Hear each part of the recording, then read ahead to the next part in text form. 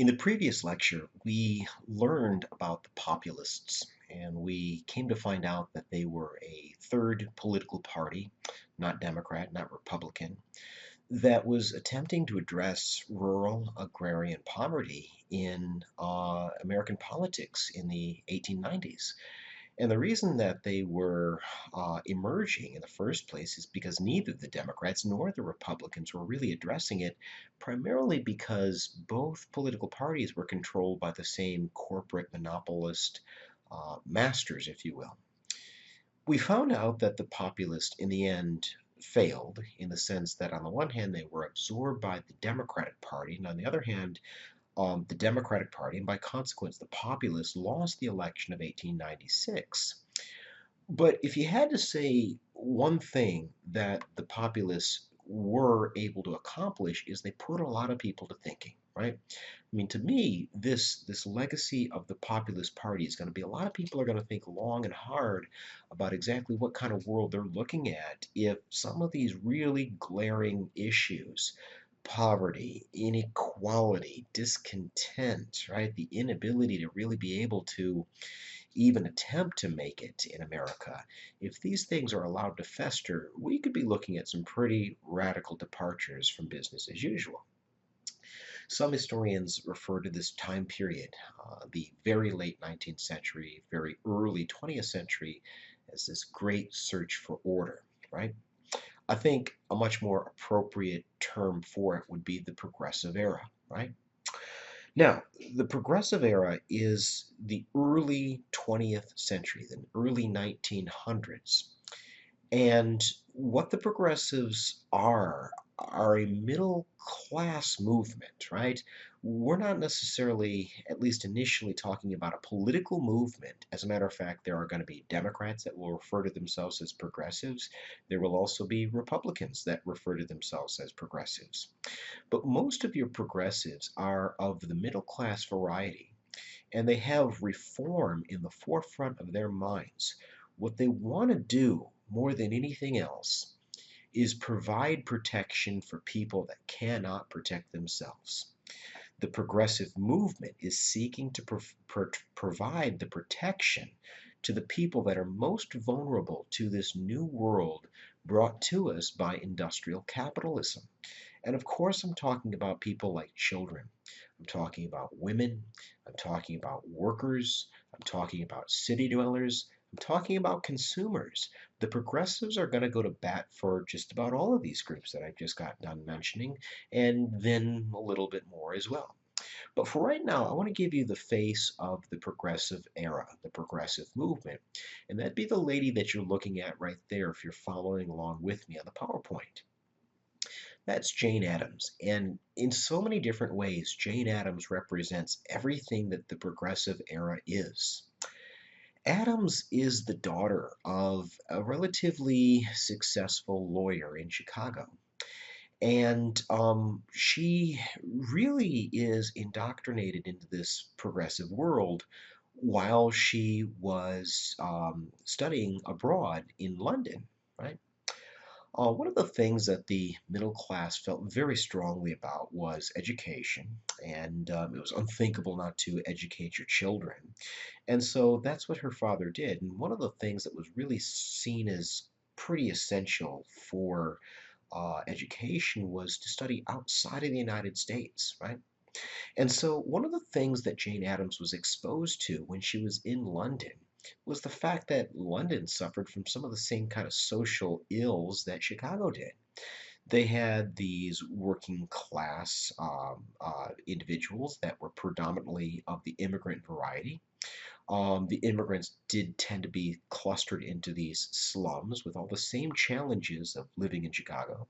They were concentrated in some of the most difficult, lowest paying jobs imaginable, but there was one thing that the British did different than the Americans, and that was the settlement house. They noted, she was on the study abroad tour with her good friend Helen Gates Starr, and the two of them noted how profound of an impact the British settlement home was for these individuals, these immigrants that were allowed to stay there. What I want you to understand about the settlement home was that it was essentially an advocate, it was a friend, an ally of the immigrant. Jane Addams was so impressed by this idea, by this model, that she brought this settlement home model back to Chicago when she returned, and she established with Helen Gate Starr probably one of the most famous settlement houses in American history, and that would be Hull House. It's still located there in Chicago. You can tour it if you're so inclined. But generally speaking, what Hull House was designed to do was to provide that protection for those people that could not protect themselves, namely immigrant women. It was an advocate for immigrant women. Hull House was a place where you could drop your children off in your working hours if you were a working mother, and you would be guaranteed to have adult supervision on your children while you were away at work.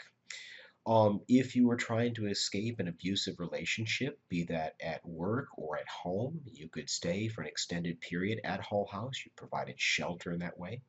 If you sought to take an English class, learn how to speak English, which was the key to upward mobility at that point, right? Hull House offered it.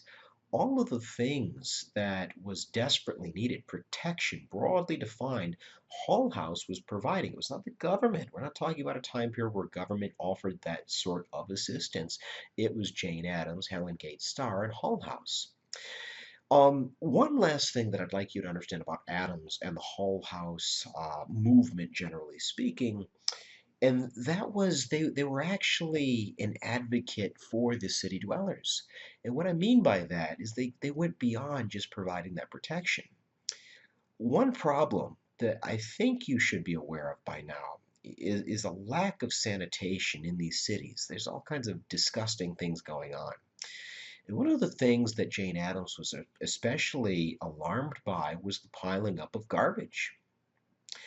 The guy that was appointed the sanitation commissioner of Chicago was basically a guy that just got that title as a political plum, a handout, so to speak, for helping the mayor get elected.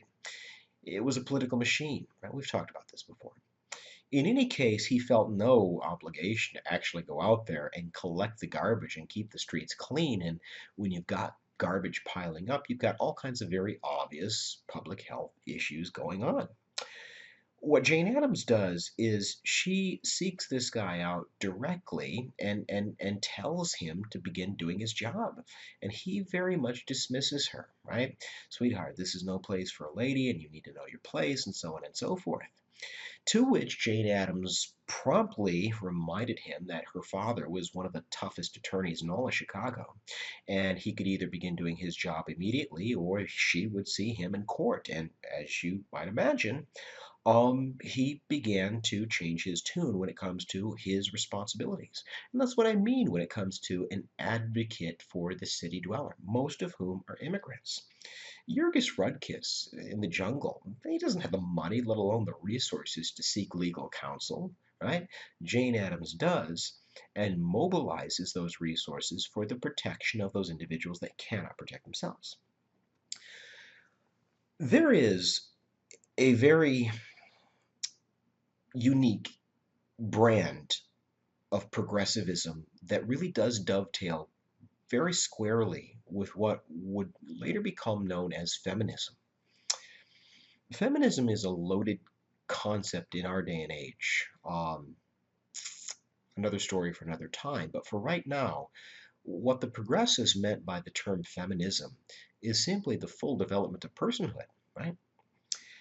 If you are talented enough, you're smart enough, you're hardworking enough, and most importantly, you want it enough, the fact that you happen to be female should not be the determinative factor that keeps you out of Harvard.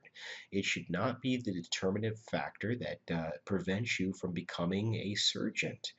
If you're talented enough, that equality of opportunity ought to extend to female. So we're talking about a time period where women can't even vote, let alone pursue various occupations in the professions. And you begin to see more and more American women, especially of the progressive variety, beginning to push back on this. One of those individuals is a lady that you're looking at right there, a lady by the name of Alice Paul. Alice Paul, I think, was ahead of her time in the sense that she understood that you're never going to get the equality of opportunity until women get the right to vote. And she establishes this organization that will come to be known as the National Women's Party.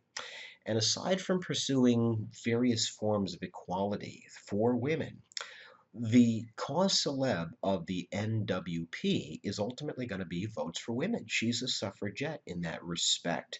What Alice Paul, and she's certainly not alone, but she's probably one of the better examples, what she's pushing for through her brand of feminism would be votes for women.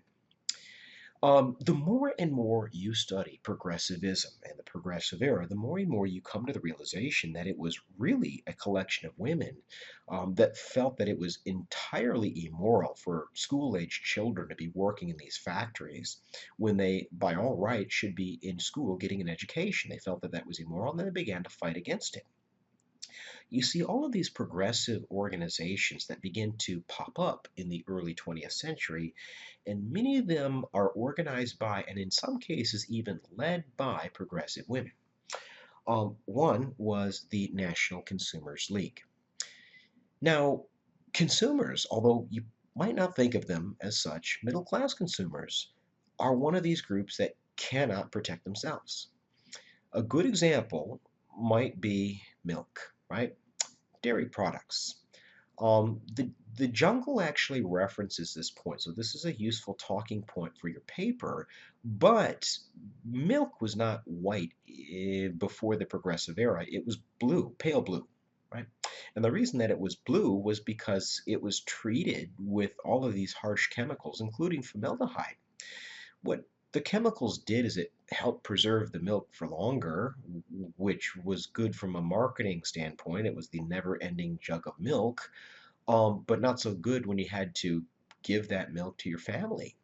And it was the National Consumers League, mostly comprised of women, that began to push back against the Dairy Trust and said, you need to stop doctoring up our milk because I have to give that to my family.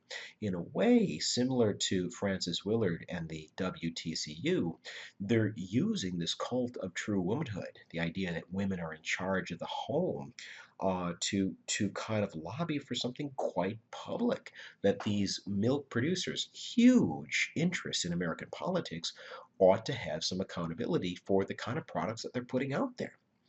But the big one's going to come in 1908, a Supreme Court decision that's entitled Muller versus Oregon.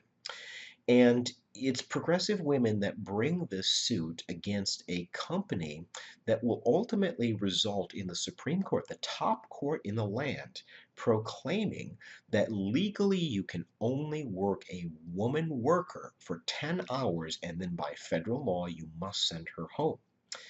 10 hours, and then by law you've got to send her back. This is what the Knights of Labor had been pushing for years and ultimately came up short. And yet here is a group of progressive women that actually get this job done. And the question becomes how? Well, in a way, what they do is they use the idea of female reproductive capabilities. The thought being that if you worked a woman worker for too long, for too hard, you could potentially jeopardize her reproductive capabilities.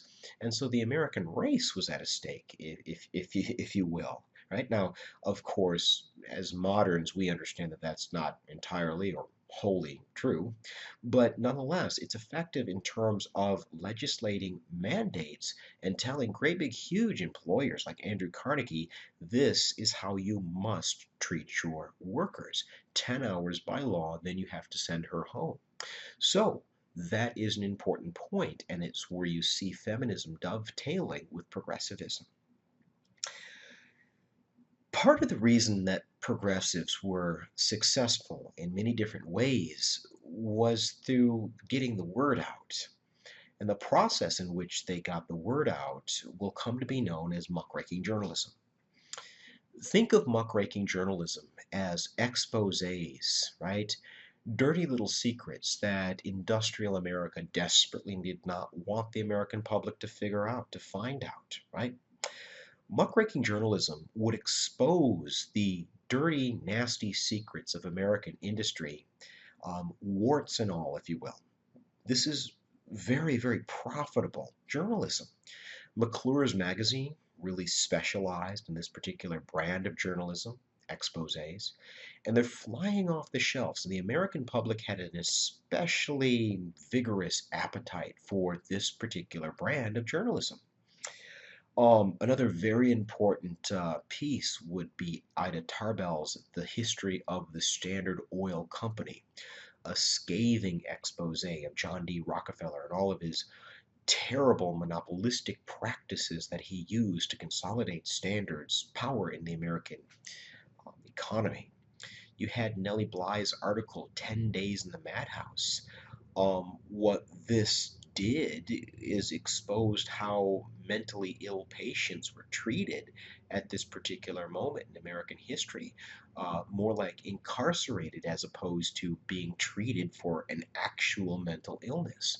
But the big one, the big piece of muckraking journalism would be what you're reading right now, and that would be Upton Sinclair's The Jungle.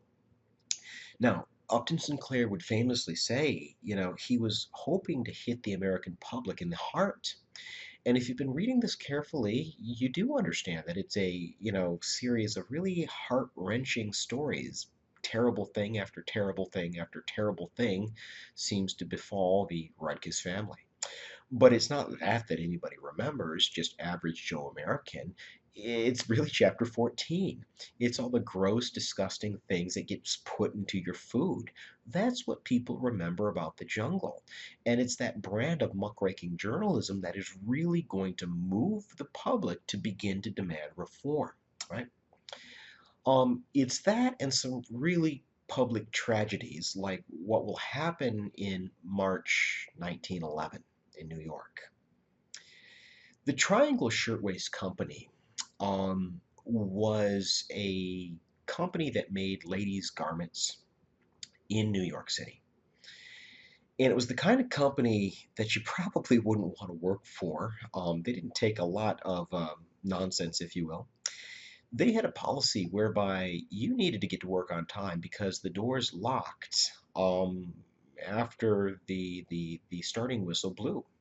Not exactly what you're thinking. They locked from the inside out. Now, quite obviously, the problem that this is going to present is a fire hazard.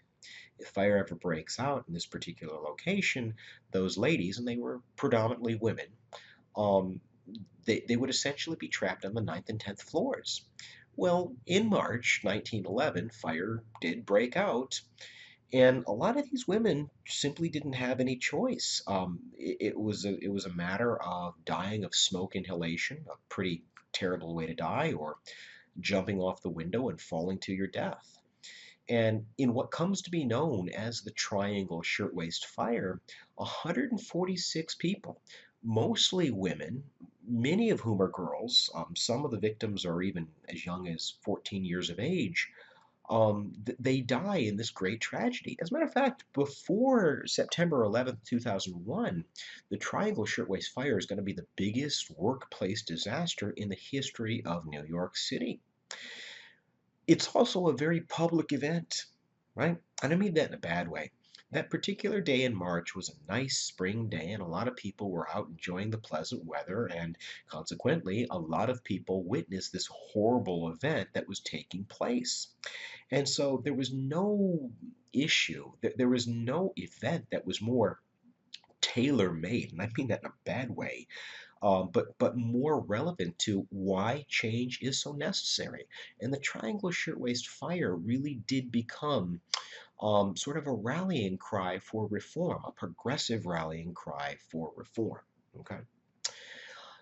There's another dynamic to this as well. We've seen progressivism dovetail with gender inequality and feminism.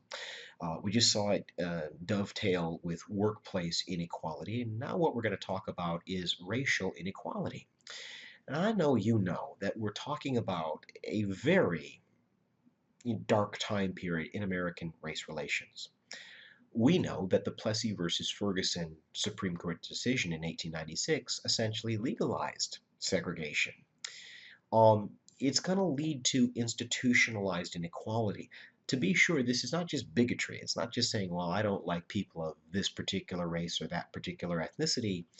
This is inequality that's got some teeth in it. You're essentially walling off opportunity, the means of lifting yourself up in American life, right? There are a couple individuals that are hard at work when it comes to inspiring reform. One of whom you're looking at there on the left, a guy who actually grew up as a slave during which time slavery was legal, a guy by the name of Booker T. Washington. Booker T. Washington is a racial progressive, and he's also somebody that I think of as an accommodationist, right? To accommodate, that kind of means to put up with, to accommodate something in order for a bigger goal or a bigger achievement, right? He's going to accommodate the white supremacist model. And in the process, he was going to appeal to white business owners, and probably most famously Andrew Carnegie, for industrial jobs. What Washington wants is the creation of a black middle class. And he understands that this is going to need to start with jobs. That's going to be your foundation. That money fixes a lot of problems, including political inequality. That if we can establish a black middle class in America, that would lead to political uplift over the course of time. And so what he does is he reaches out to these white business owners and asks them, why are you hiring all of these immigrants that don't speak the English language, that don't share the American culture, that don't really understand American customs, when you've got a great big, huge, dutiful, loyal American workforce right here at your fingertips? You ought to hire African American workers in droves because we speak your language and we know you. We are you. We're as American as you, right? What he's asking for here are jobs. And what he's saying here is we're not asking for integration. No, we're not asking to, integrate institutions. We're not asking for interracial marriage. We're not asking for any of those things. We're simply asking for an economic opportunity. And to really demonstrate how serious he was, some of you may know this, Booker T. Washington will be instrumental in the foundation of an organization that will later become known as the Tuskegee Institute. In Alabama, what the Tuskegee Institute will become is a technical industrial center of learning that is designed to produce proficient black workers. This is how dedicated Washington is to the cause, because he understands that for political equality to happen, we're going to need some sort of foundation of a black middle class. The guy next to him, to his right, he could not be any more different from him if he tried. Whereas Washington had grown up as a slave, Webb Du Bois had a PhD from Harvard University. And philosophically, he was also very different than Washington. Whereas Washington wanted to accommodate white supremacy, Du Bois wanted to separate from white America altogether. He's what we call a black separatist, and this is going to become a very important trend in American history when it comes to race relations. What Webb Du Bois said was pretty simple. He said that you're never really going to get a fair shake in white America, so why are you begging for a job, right? Why are you begging? What we need, according to Du Bois, is for the talented tenth of the black community to stand up. What he meant by the talented tenth: black bankers, black teachers, black lawyers, black physicians, black educators, black professionals. That's what he meant by the talented tenth. And these individuals needed to produce black schools, ran by black administrators, principals, assistant principals, deans. They need to be taught by black teachers. We needed black bankers to loan money to black homeowners or future homeowners to create sufficient black neighborhoods. In short, we need self-sufficiency for the black community. We can't rely on white America. We're never going to get a fair shake, so we need to separate entirely. That's what I need you to understand about Webb Du Bois. Somewhere in the middle of all of this would be a person that doesn't get nearly enough attention, in my opinion, a woman by the name of Ida B. Wells Barnett. And by trade, Wells Barnett is a journalist, and she's a muckraking journalist. But unlike Sinclair, who wrote about industry, unlike Bly, who wrote about mental institutions, what Wells Barnett will write about would be the institution that was lynching. Mob vigilante violence that typically ended with the death, usually of a person of color, at the hands of a mob, right? And just like Sinclair, she didn't leave anything to the imagination when it comes to exactly what a lynching involved. Not just death by hanging, but a lot of times the torture that was a prelude to the actual execution, the mutilation, the burning of the bodies, the corpses in the aftermath. She spared no detail when it comes to exactly what the institution of lynching was. And where she's going with all of this is she wants federal anti-lynching laws. As sick and twisted as this sounds, there was no law on the books as early as 1900 that made the institution of lynching mob vigilante violence, usually ending in the death of the individual. There was no federal law that made that a federal crime. And because not all, but much of this crime known as lynching is happening in the American South, and the American South is a one-party region, more or less predicated on white supremacy, the state of Mississippi is not exactly coming after these lynchers, if you understand what I'm saying. What she's trying to do is to bring attention to the crisis, and she's doing that through her trade, which happens to be journalism. All of this is going to come to a head with what we call the Niagara movement. Okay? Now, what the Niagara movement is a meeting of the minds, if you will. In 1911, people are going to get together in Niagara, Canada, right across the river from Buffalo, New York. And they're going to choose Canada primarily because most of the hotels on the American side were segregated, so they literally could not meet there. But it's going to be both white and black progressive race reformers that are going to meet there. And what is going to be left from this Niagara movement, and I want you to write this down, would be a civil rights platform. Here's a plan of action that we are going to take. This is what we plan to do when it comes to lobbying for and ultimately producing civil rights. One thing that they do rely on is this newly established civil rights organization that we call the National Association for the Advancement of Colored People, the NAACP. They are going to make Webb Du Bois their first ever chairman. And ultimately, what the NAACP is going to do is they're going to take on Jim Crow segregation, largely through the court system. Probably most famously in 1954 with the Brown versus Board of Education decision that is essentially going to take down segregation in public schooling and ultimately segregation everywhere, at least on paper. But this is going to be a fight that's largely relegated to the courts. And the reason why is there's what's ideal in American politics, integration now, and then there's the reality of the situation. And the reality of the situation is that political equality is just simply not possible right now, not through the traditional means anyway, right? And so it's the court system that the NAACP is going to rely heavily upon to implement civil rights in American history.